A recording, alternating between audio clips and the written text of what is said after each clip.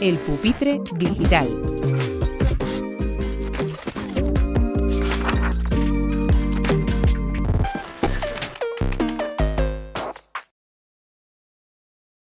Buenos días y bienvenidos a El Pupitre Digital, la sección de entrevistas a líderes de educación de éxito educativo. Tenemos hoy a Alfonso Algora, buen amigo ya y colaborador, miembro de nuestro consejo editorial y CEO del grupo NBC en Colombia y director ejecutivo de la Red Iberoamericana de Educación. Alfonso, bienvenido al Pupitre Digital. Muchísimas gracias.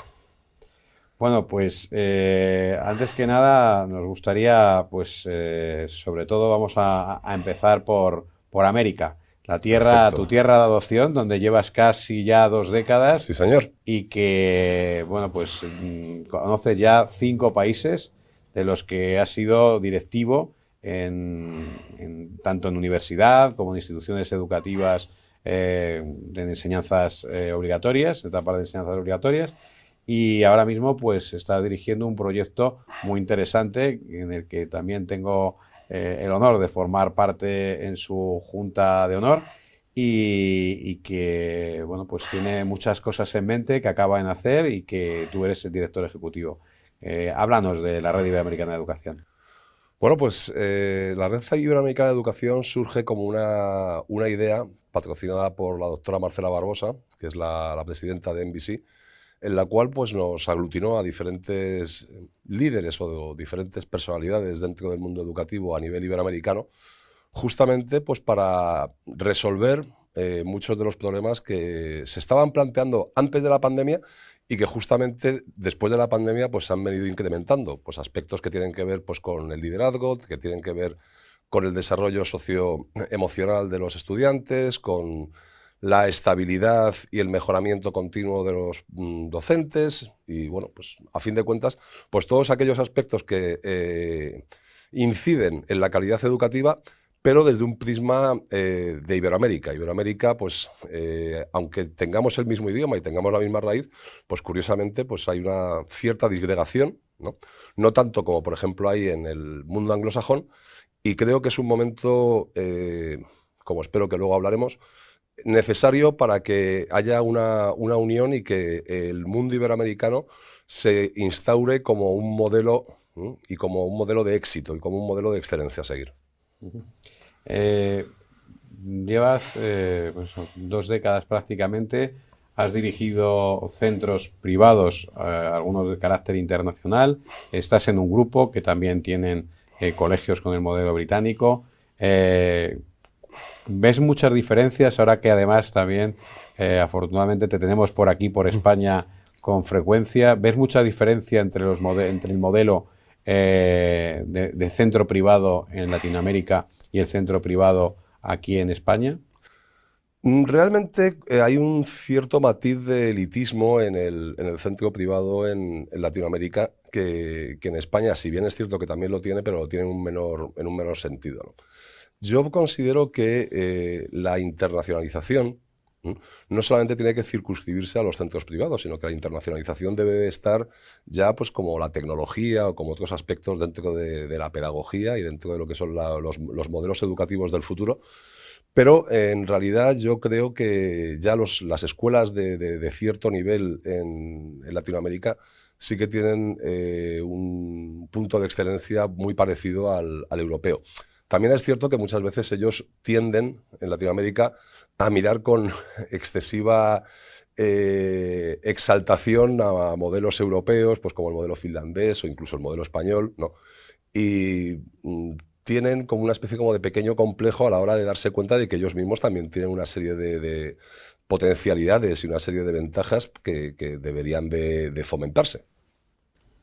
Y dentro de también del modelo de gestión y de dirección, concretamente, y de liderazgo, tú ahora mismo estás trabajando en distintas escuelas de negocio, másters o maestrías allí en Latinoamérica. Sí. El tema del liderazgo. ¿Varía mucho la forma de liderar un centro educativo allí respecto a Europa o España concretamente? Sí, en ese caso definitivamente sí. O sea, el liderazgo yo creo que es una de las piezas claves para la educación del futuro y, bueno, y realmente para las empresas del futuro, ¿no? Hay un modelo de liderazgo tradicional que está superado, ¿no? Y está superado pues porque no es que estamos viviendo una época de cambio, como se suele decir, estamos viviendo un cambio de época, ¿no? Las personas, los estudiantes, los trabajadores ya tienen otra mentalidad, ¿no? Y ya aspectos de motivación, aspectos como la asertividad o como es el ir hacia el logro, la empatía y otros aspectos que tienen que ver con el liderazgo en sí, tienen que ser de alguna forma entrenados para que se cree una sinergia entre todo el grupo de trabajo, y en este caso que estamos hablando de instituciones educativas, pues es la comunidad educativa entera. La comunidad educativa entera tiene que englobar a docentes, directivos, la propiedad, los padres de familia, los estudiantes e incluso los antiguos alumnos, ¿no? Y no nos damos cuenta de que es una comunidad muy heterogénea. El objetivo tiene que ser el mismo, pero muchas veces los intereses pues, son contrapuestos, ¿no? Entonces, ese liderazgo tiene que ser un liderazgo sistémico, un liderazgo que aglutine, un liderazgo que realmente anime a conseguir los objetivos de, bueno, pues lo típico, de misión, visión y demás, ¿no? Para conseguir, ¿no?, que la filosofía de la institución pues, lleve a la excelencia. ¿Y qué otros apartados de la gestión consideras también más necesarios ahora mismo potenciar en una institución educativa en un contexto tan global, tan internacional como el que vivimos? Los recursos humanos, la gestión de los recursos humanos, la dirección financiera, la parte tecnológica, la de marketing. Bueno, es que, a ver, ya hemos superado, como te digo, lo que es el concepto antiguo de director de colegio, ¿no? El director de colegio, pues, de forma tradicional, pues, era el profesor más antiguo, el profesor más carismático, que ya llegaba un momento en que, bueno, pues, optaba a ese puesto de dirección general. Ese puesto de dirección general era eminentemente académico, ¿no? Ahora mismo, la configuración de las empresas en general y de los colegios en particular lo que requiere es un perfil de gerencia, ¿no? Ese perfil de gerencia lo que conlleva es que la persona tiene que ser, el directivo o el líder, tiene que ser aquella persona que coordine pues, todos los elementos tecnológicos, humanos, financieros, logísticos, tecnológicos, etcétera, para que, sabiamente coordinados, pues se llegue al objetivo. No necesariamente el líder tiene que ser una persona muy técnica en la parte pedagógica. Tiene que ser un gerente.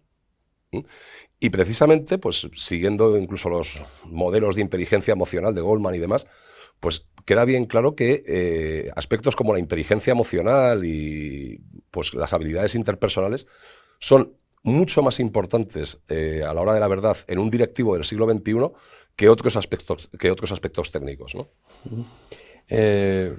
Cuando saliste de aquí de España dirigiendo, pues, o para dirigir una institución desde un grupo tan importante y yo creo que pionero también en España en salir como institución educativa, sobre todo con los colegios, hacia Latinoamérica, hacia fuera de nuestras fronteras, que es el grupo SEC. ¿Vistes, o sea, cómo viviste ese cambio de vivencial a todos los niveles? ¿Y cómo ves también la configuración ahora de todos estos grupos españoles que les animarías? ¿Crees que hay oportunidades todavía de seguir creciendo en Latinoamérica? Está ocurriendo un poco casi al revés, ¿no? Están viniendo grupos internacionales a comprar centros privados aquí en España. Tú también eso lo estás viviendo en Latinoamérica. Sí. ¿Hay oportunidades? ¿Cómo has visto estos casi 20 años esa evolución, ¿no?, del mercado? Porque se puede hablar de un mercado de la educación privada en el mundo. Bueno, yo salí de España en el año 2006 y, bueno, pues como bien dices, estuve en Costa Rica, estuve en Paraguay, estuve en Ecuador, estuve en Colombia. Y bueno, pues lógicamente, aunque parezca que fue antes de ayer el 2006, pues hace 20 años, ¿no? Y en ese sentido, pues lo primero que me ocurrió fue pensar que, y eso le ocurre a mucha gente, ¿no? Que uno va a Latinoamérica pensando que porque tengan el mismo idioma, pues tienen la misma idiosincrasia y tienen la misma mentalidad que podemos tener los españoles, ¿no? Y no, ni tienen la misma mentalidad que tenemos los españoles, ni entre los propios países latinoamericanos tienen la misma mentalidad. O sea, la diferencia entre un mexicano y un argentino es enorme, ¿no?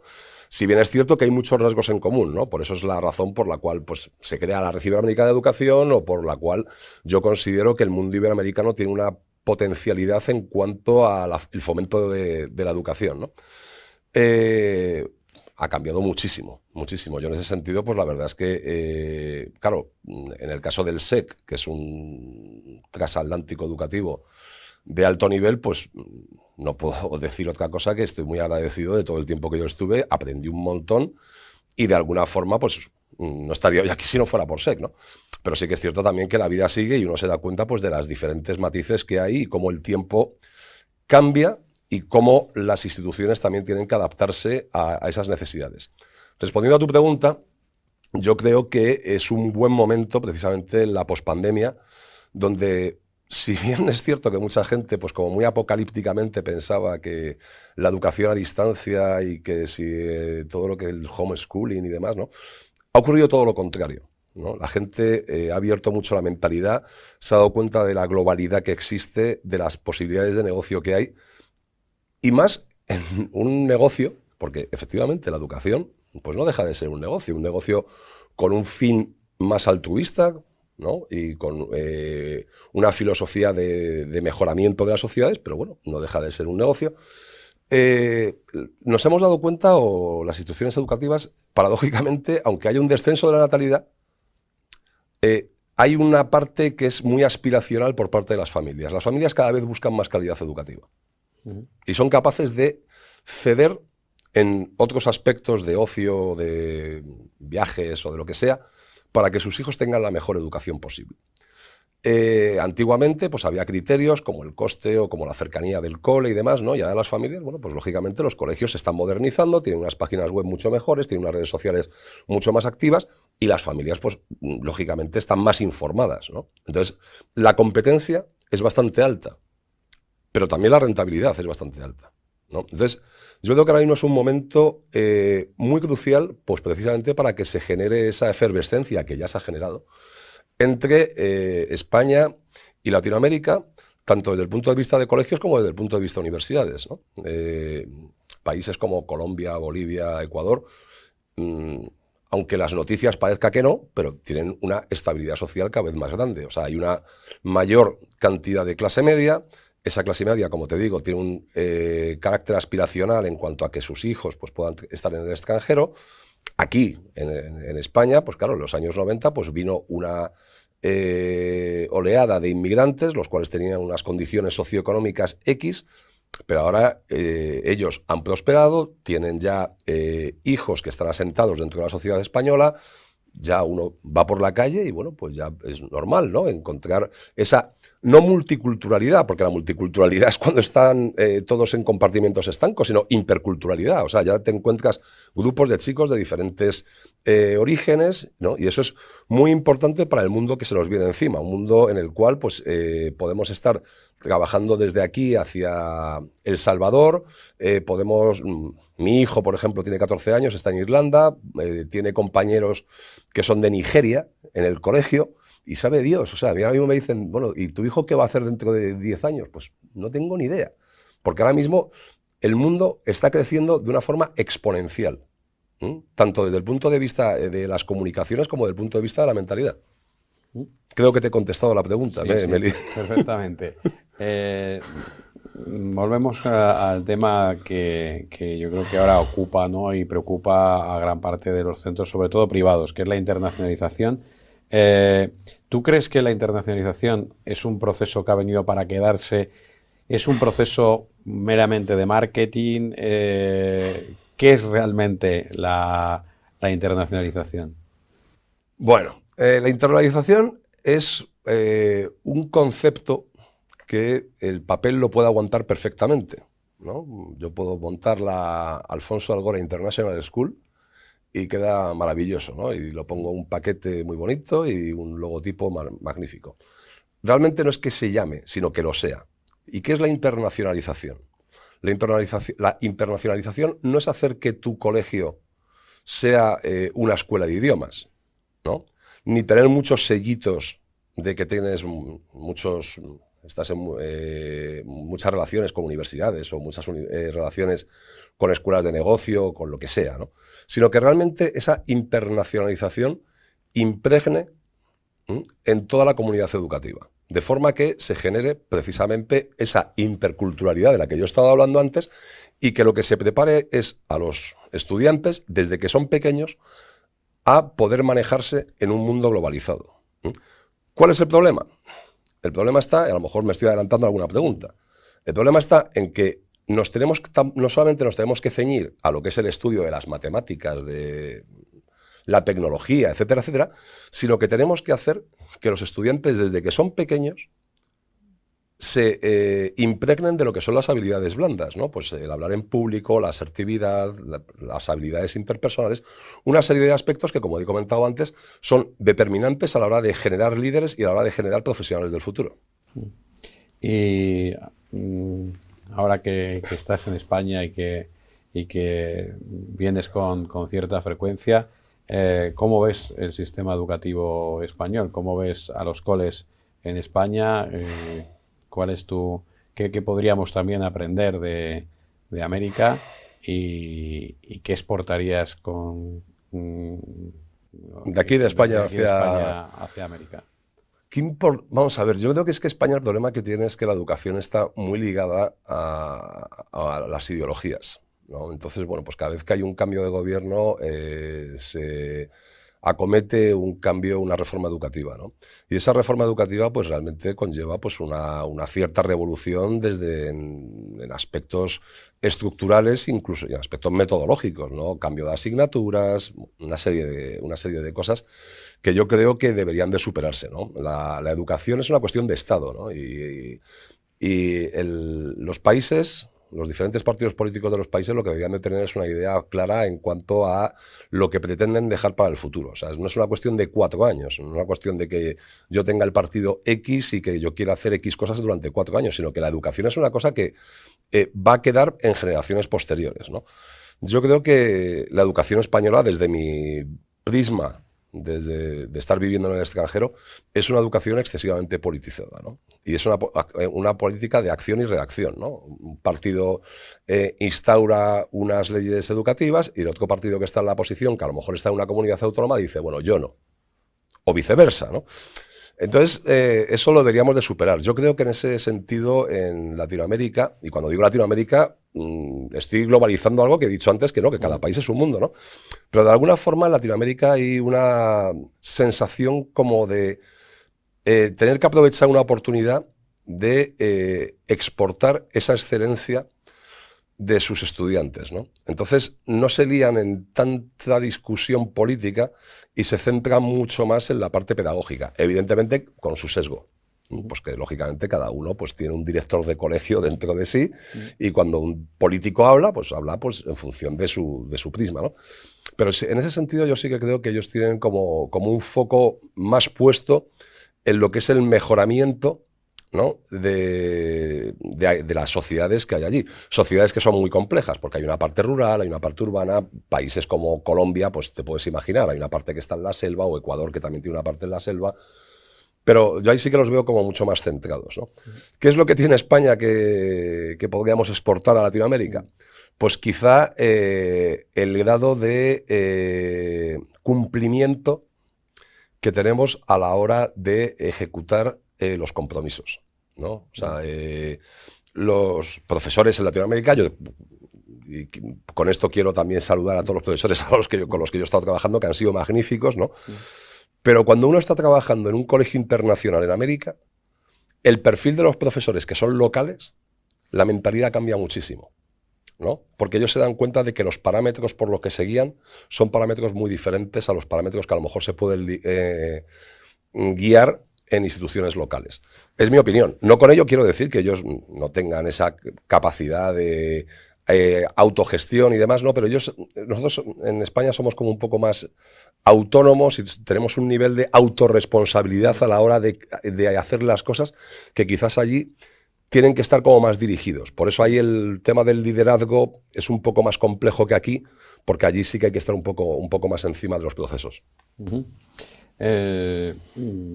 Una pregunta que solemos plantear aquí en el Pupitre Digital es si mañana se conforma un nuevo gobierno o, bueno, hay un cambio en el Consejo de Ministros y por un azar de la vida se te nombrara ministro de Educación, ¿cuál crees que sería tu primera medida a tomar en tu mandato? La primera medida, hacer una ley educativa a nivel estatal que se dejara de temas autonómicos y que realmente tuviera una visión universalista, global, internacional, moderna y con el fin de crear una sociedad más justa y solidaria, en lugar de quedarnos en aspectos políticos y demás. O sea, muy posiblemente la primera medida que tome pues, sea muy impopular porque sería, no sé, cesar al 90% de los funcionarios que hubiera de libre designación y que tengan un matiz político. Es mi opinión, ¿no? Porque yo creo que, como te he comentado antes, yo creo que el problema que hay es que somos muy cortoplacistas, ¿no? Y nos fijamos mucho más en lo que nosotros creemos, cómo nosotros creemos que tiene que ser la educación, en lugar de pensar cómo tiene que ser la educación para la sociedad del futuro. Por ir un poco ya terminando, también uno de los temas ahora más importantes, yo creo que es todo el estado de ánimo, ¿no? El bienestar emocional. Se habla mucho y bueno, pues esta semana pues hemos estado publicando y estamos pues haciendo un seguimiento, ¿no? A datos sobre realmente alarmantes, como que más de un 50% de los universitarios tienen problemas relacionados con la ansiedad, con la depresión. O sea, que es un dato creo que alarmante, ¿no? Sin embargo, no se pone tanto el foco en el estado de ánimo del profesorado y ya, si subimos un escalón, menos aún en el de los directivos, que al final pues son los que también lideran, ¿no? Entonces, ¿tú cómo ves cómo ves la situación? ¿Realmente estamos mucho peor que antes? ¿La pandemia no ha dejado a la gente muy tocada? ¿Cómo ves ese bienestar emocional o la salud mental directamente, ¿no? de directivos y profesionales de la enseñanza? Bueno, pues mira, vamos a ver. Si de toda la vida la profesión de la docencia ha sido una profesión, pues ciertamente no vilipendiada, ¿no? Pero sí que de alguna forma no tan bien vista, no tan valorada como debería de ser o como está valorada, por ejemplo, en los países nórdicos. Tú ponte a pensar, 2 años, por ejemplo, en Ecuador, la pandemia ha durado 2 años, ¿no? Si a ti o a mí, con 50 años, durante estos 2 años, pues ha sido un impacto desde el punto de vista emocional, pues imagínate a un niño de 10 años que ha estado el 20% de su vida metido en su casa con una mascarilla puesta y luego sabe Dios en qué condiciones socioeconómico-familiares se pudiera encontrar. En el caso de profesores y de directivos, pues ocurre pues lo mismo. O sea, la pandemia lo único que ha hecho ha sido ser un acelerador de ese malestar emocional que han venido teniendo. O sea, hay un aspecto burocrático que tienen los directivos y que tienen los profesores de cumplimiento en cuanto a una serie de aspectos administrativos que al final, pues de tanta repetición, pues ese cumplimiento se convierte en cumplo y miento, ¿no? Y bueno, pues lo que haces es pues rellenar papeles, das clase con toda la vocación del mundo y con todo el placer del mundo, pero estás atado, estás amarrado pues a las necesidades del centro por un lado, las necesidades y exigencias de las familias por otro lado, que, bueno, pues lógicamente eso baja los niveles de vocación de cualquiera, ¿no? Yo creo que no nos damos cuenta de que cualquier persona, no sé, Bill Gates, Barack Obama, cualquier persona destacable en el mundo de las ciencias, de las artes, de la política, ha tenido profesores. O sea, el profesor es aquel sujeto silente que hace que la siguiente generación sea más brillante que él, ¿no? Y de alguna manera yo creo que la vocación, ¿no?, pues se está apagando pues, precisamente ante esos aspectos de presiones sociales, familiares, burocráticas, etcétera. Y ahí se debería de poner debería poner el foco, más allá de lo que son aspectos económicos, salariales, de beneficios, incluso de salario emocional y demás, ¿no? Pero yo creo que el foco se tiene que poner en la relevancia social que debería tener el profesor dentro de las comunidades. Y por último, que esta es la pregunta con la que cerramos esta entrevista siempre, ¿cómo crees que debería ser el mejor centro educativo del mundo? Pues el mejor centro educativo del mundo sería un centro que precisamente combinara, que tuviera esa esencia de internacionalización, no la marquita, sino que sea esencialmente internacional. Que tenga un aspecto de enseñanza de las tecnologías en cuanto al medio, no al fin. O sea, las tecnologías han llegado para quedarse. Yo me acuerdo que en el año 95 había gente que decía, yo jamás utilizaré el móvil. Tío, o sea, vas a utilizar el móvil porque hay cosas que han llegado para quedarse, ¿no? Pero no utilizar la tecnología como fin, sino la tecnología como un medio, ¿no? La inteligencia artificial, ahora que tanto se está hablando y demás, ¿no? Bueno, pues no se puede prohibir. O sea, es una cosa que hay que ver de qué forma la podemos utilizar de manera que sirva para mejorar el proceso de enseñanza-aprendizaje. Entonces, como digo, internacionalización, uso de tecnología como fin, como medio y no como fin, y sobre todo, y sigo insistiendo, en todo lo que tiene que ver con habilidades interpersonales. La gente gana con las habilidades duras, pero puede perder el trabajo por las habilidades blandas, ¿no? Y la aptitud suma, pero la actitud multiplica, ¿no? Entonces, llega un momento, y eso la gente no se da cuenta, tú pides un currículum de un determinado perfil, te llegan 50 currículums de gente que tiene unos niveles pues, con sus másters, sus idiomas, sus viajes, sus historias, ¿no? Pero realmente, en la entrevista personal, es donde se define. ¿Y tú qué miras en la entrevista personal? ¿El aspecto técnico? No, lo que realmente es lo que estás mirando son aspectos de cómo esa persona puede afrontar la resolución de problemas, cómo puede afrontar las derrotas, que a veces se gana, se empata y se pierde, cómo se habla en público, otra serie de aspectos personales que yo creo que eso va a definir las demandas de las familias del futuro y las demandas del mercado de trabajo del futuro. Pues muchísimas gracias, Alfonso, por estar hoy, sentarte en el pupitre digital y desearte pues muchos éxitos en tu aventura americana, pero también aquí en España, que cada vez pues también estás haciendo también más cosas por aquí y que sigas aportando también como miembro del Consejo Editorial de Éxito Educativo pues toda tu experiencia, tu energía y desde luego tu pasión por la educación. Pues muchísimas gracias, Víctor. Para mí es un placer estar aquí en este foro ante todos tus espectadores y desde la Red Iberoamericana de Educación y desde mi parte, pues evidentemente pues siempre estaremos trabajando para la mejora de la educación y la mejora de las sociedades del futuro. Muchas gracias. El pupitre digital.